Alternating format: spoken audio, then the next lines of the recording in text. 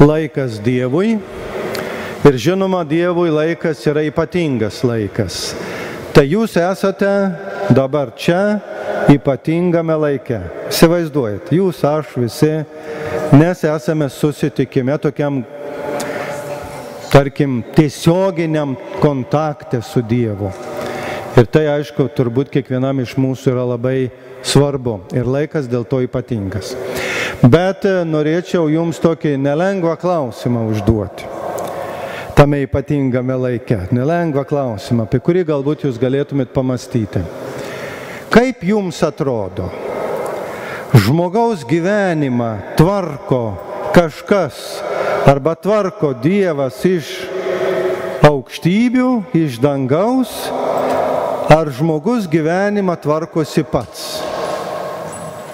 Vat pagalvokime apie savo gyvenimą ir pagalvokime ir padarykime išvadas.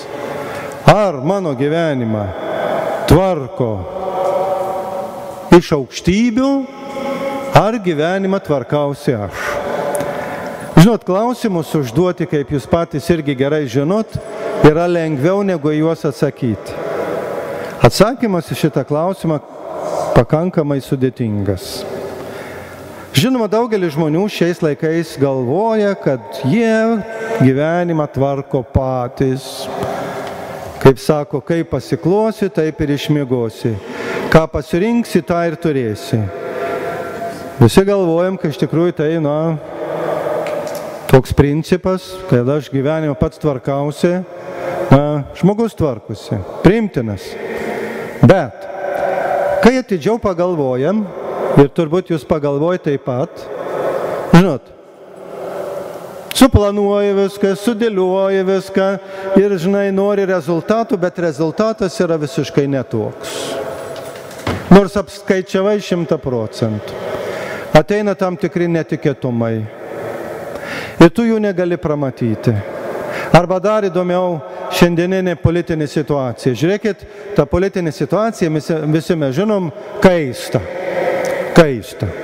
Pasaulyje tikrai jau tokia pasidarė nemažai įtampa politinė ir mes žiūrim, kaip susisluoksniavo įvairios jėgos ir tam tikra priešprieša, tam tikra įtampa, tam tikra kova, kurios be abejonės detalių mes paprasti žmonės nežinom ir net negalim numatyti, bet vyksta šita įtampa. Bet neskaitant to, visi tie gudrieji vyrai, politikai, vadovai, valdovai, imperatoriai, karaliai, nuo kurių atrodo priklauso visas pasaulis, jie stengiasi išspręsti bėdas, tas įtampas nuimti, vėl viską statyti vietą, kad visi gerai gyventų ir džiaugtųsi taika, bet neišeina. Neišeina ne vienam iš jų padaryti taip, kaip jie norėtų. Norai skirtingi. Štai kažkas istorijos procesą valdo. Ir kaip ir mūsų gyvenimas, taip pat yra tam tikros gairės sudėliotos. Ir kada mes giliau pasižiūrim, žinot, mes matom kažkokius taškus savo gyvenime sudėtus ir jie atsirado, jie iškilo. Dievas taip norėjo, Dievas taip sutvarkė. Bet antra vertus mes patys paskui padailinam, prisitaikom ir gyvenam. Tai savaime suprantama, kad žmogaus gyvenimą valdo iš aukštybių viešpats Dievas, bet taip pat ir jis valdo. Problema yra tame, kur ta linija, kaip ji ta linija eina mano gyvenime, kaip aš ją piešiu galbūt, arba, galbūt netgi nepiešiu jos, kaip aš ją gebu matyti. Kiek Dievas įsiterpia į mano gyvenimą, kiek aš galiu procesus tam tikrus pakoreguoti ir pakeisti. Labai įdomus dalykas yra. Ir dvasinis gyvenimas mūsų būtent padeda įžvelgti šitą slėpinį. Kuo žmogus labiau gyvena dvasinį gyvenimą, taip jau sako ir įvairūs dvasinio gyvenimo autoriai arba mistikai, kuo labiau tu prie Dievo priartėji, tuo labiau tu matai tą jo vedimą. Ir tada, paprastai tarius, taip esi atsipūtęs, Nors gali ir karas vykti, ir nelaimės vykti, ir ligos užklupti, bet tu žinai, kad, taip turi būti, čia taip sudėliota yra. Ir esi ramus. Įsivaizduojate, tu turi arba išsaugai ramybę, nes matai tą vedimą arba tą liniją. Bet suprantat, nereiškia, kad tu matai ir nieko gali nebeveikti. Tu turi veikti, bet matai, nebėra įtampos tavo asmeniniam gyvenime, žymiai paprasčiau viskas yra suvokiama. Tai čia toks yra slėpinys gyvenimiškasis ir toks kaip įvadėlis, kuriuo norėjau pradėti šiandienos kalbėjimą. Ir, žinau, tokioje sumaištyje, kada žmogus kartais pasimeta ir klausimą kelia šiandien taip pat šventasis raštas mums per tą fariziejų. Sako, ką turėčiau daryti, kad laimėčiau amžinai gyvenimą. Suvokėt, kada tu gyvenimą turi, gyvenimas čia, gyvenimas anapus amžinybė, tau visiškai, žymiai paprasčiau jau ir tą gyvenimą gyventi. Tai irgi pakankamai, suprantat, šito fariziejaus Jėzui užduotas klausimas pakankamai aktualus ir nelengvas, bet tuo pačiu kiekvienam iš mūsų aktualus. Ką aš turiu daryti, kad galėčiau gyventi? Paprastai tariant, kad galėčiau gyventi, gerai gyventi, kokybišką gyvenimą gyventi, jau čia ir keliauti į amžinybę. Ką turėčiau daryti? Suprantat, turbūt iškyla mums vienokiu ar kitokiu būdu šitas klausimas ir be abejonės mes atsakymų ieškom. Bet Jėzus, įsivaizduojat, jis neatsako. Jis neatsako. Mes visada norim, kad už mus atsakytų kas nors. Mums pasakytų, taip, taip ir taip, tą ir tą turi daryti. Žinot, kada kas nors kitas pasako ir mes esam verčiami to kito klausyti, tai nėra mūsų. Tai turi tapti mūsų atsakymas. Ir dėl to Jėzus sako, kaip manai, kas yra parašyta įstatyme, kaip tu galvoji. Ir dėl to kartais, ir aš jums kažkokius klausimus užduodu, bet Dievas visada mums užduoda klausimą. Ir tu turi atsakyti jį. Ir jūs atėję šiandien, žinot, irgi kiekvienas turi tam tikrus klausimus, savo egzistencinius, gerus, blogus, visokius, tam tikrus. Ir suprantat, jūs ieškot atsakymo Dievo akivaizdu. Ir tas ypatingas laikas, kaip minėjau, yra dėl to, kad gal rasit atsakymą, įsivaizduojat, gal rasit atsakymą. Ir jeigu jūs rasit atsakymą,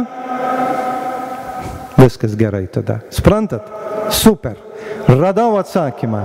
Juk kartais yra, tu galvoji, kaip čia turi būti, ką aš čia turiu daryti, kaip aš čia turiu elgtis, kokią sudėtingą situaciją pakliuvau, visiškai nežinau, kaip čia geriau išspręsti.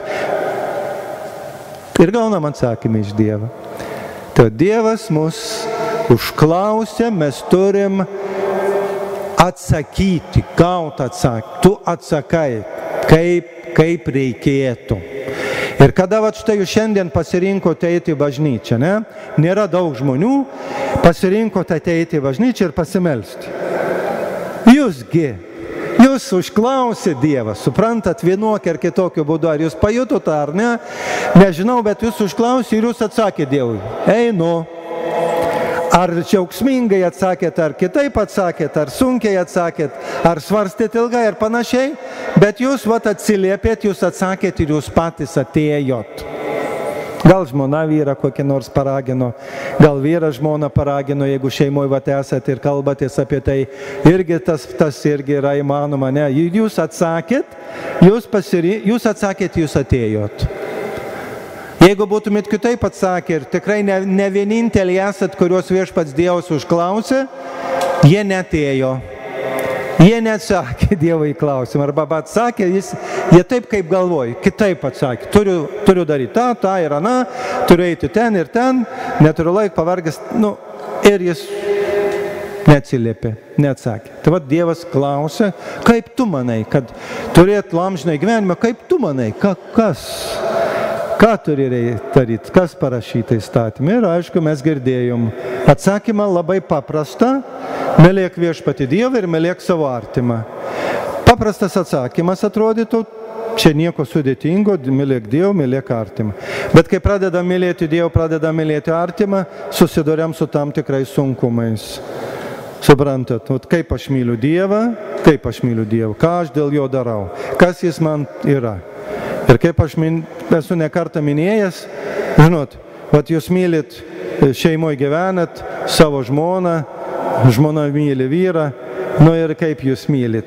Įsivaizduojate, ne, kad reikėtų papasakot ir papasakotumėt. Ir jeigu ilgą gyvenimą išgyvenat kartu, kiek įdomių dalykų jūs papasakosit. Visko turbūt yra, bet jūs mylit. Bet nereiškia, kad nieko neveikėt.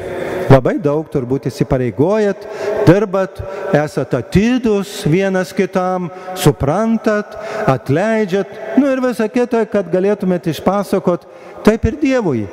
Kada mes pradedam Dievą mylėti, štai mes ir prasideda įvairūs sunkumai, iššūkiai ir mes turim, kaip sakant, irgi atsakyti tai. O artimas. Ir šiandien, aišku, mums paklausia taip pat tas pats fariziejus antrą klausimą, pakankamai sunku ir nelengva, kasgi yra tavo artimas. Ir čia mes padarėm eksperimentą. Vieną patarnautojai paprašiau, sakau, tu parėjęs namo, paklausk savo senelio, kas jam yra artimas. Ir jis papasakojo čia šiandien atėjęs, ką senelis pasakė. Įsivaizduojat, taigi kas tas mūsų artimas yra. Ir mes kiekvienas apie tai turim atsakymą, taipogi savo atsakymą turim. Savo. O Jėzus mums pateikė kitokį atsakymą, truputėlį sudėtingesnį atsakymą. Kokį atsakymą?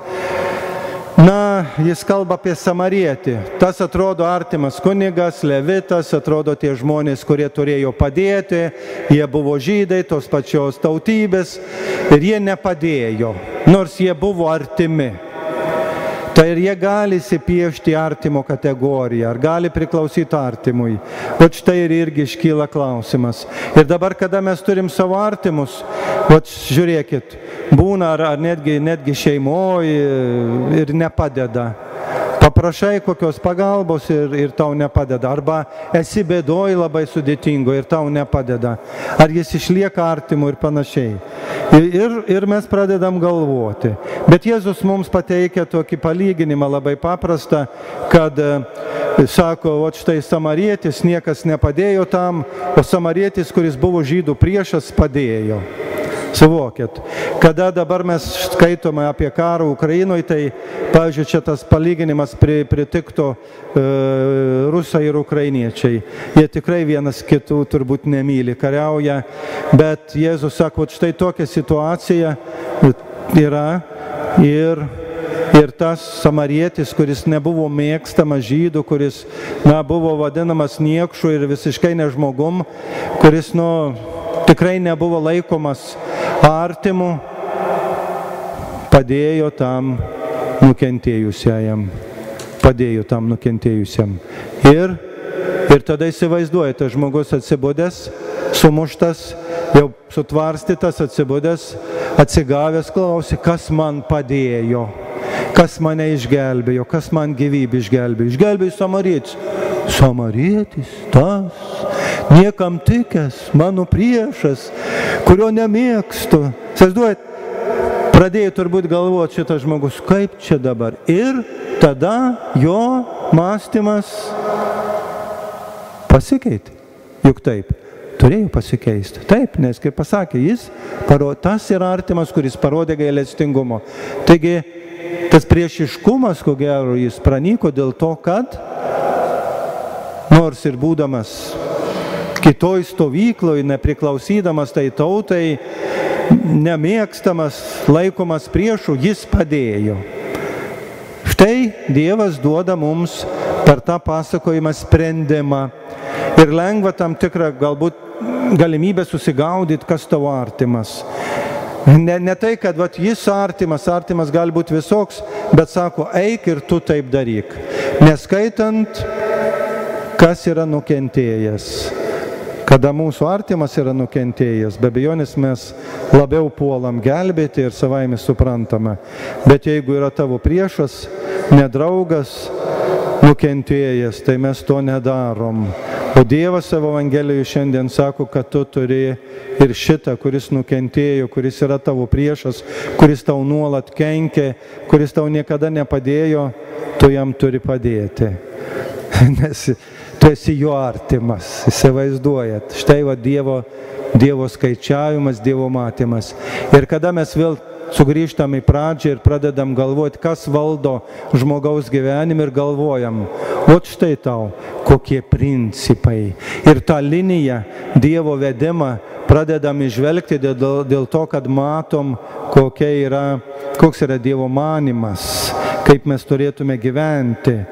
Ir kada mes sukonfliktuojam, susipykstam ir kas nors kito negero atsitinka, tai pradedam vieni kitų nemėgti ar priešais laikyti. Tai ne Dievo noras. Vadinasi, tą liniją visiškai norim perbraižyti, kurią Dievas mūsų gyvenime piešia, ir Dievas mums duoda pamąstymui savo Evangeliją, savo žodį, kad tu laikas nuo laiko atsivertęs ir konkrečiai padarytum tam tikras išvadas savo gyvenime. Tai Dievas siekia nuolat prakalbinti kiekvieną žmogų, bet jis pats, kaip girdėjom, turi duoti atsakymą. Amen. Dabar